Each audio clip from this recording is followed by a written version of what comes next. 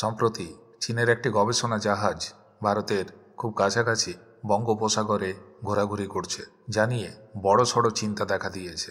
ফরাসি উপগ্রহ সংস্থা আনসিন ল্যাব জানিয়েছে এই জাহাজটি ভারতের উপকূল থেকে মাত্র 120 নটিক্যাল মাইল দূরে ছিল এবং একটানা কয়েকদিন সেখানে অবস্থান করেছিল।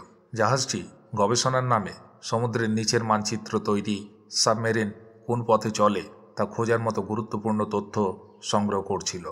এইসব তথ্য ভবিষ্যতে ভারতের বিরুদ্ধে কাজে লাগানো হতে পারে বলে ধারণা করা হচ্ছে। সবচেয়ে আশ্চর্যের বিষয়, ওই জাহাজটি তার অটোমেটিক আইডেন্টিফিকেশন সিস্টেম AIS বন্ধ রেখেছিল, যাতে অন্য জাহাজ বা দেশ তাদের গতিবিধি ধরতে না পারে। সাধারণত শত্রু দেশের নজর এড়াতে এমনটা করা হয়। ওই এলাকায় ভারতের ক্ষেপণাস্ত্র পরীক্ষা কেন্দ্র এবং নৌসেনার ঘাঁটি থাকায় ঘটনাটি আরও গুরুতর হয়ে উঠেছে। ভারতের সেনাবাহিনীও ওই জাহাজের গতিবিধি নজরে রেখেছিল এবং তার উপর পাল্টা নজরদারি চালিয়েছে। সামনের দিনগুলোতে এই বিষয়টি নিয়ে ভারত ও চীনের মধ্যে কূটনৈতিক আলোচনাও হতে পারে। আবারও প্রশ্ন উঠছে, চীন কি ধীরে ধীরে ভারতের চারপাশে নিজেদের প্রভাব বাড়ানোর চেষ্টা করছে?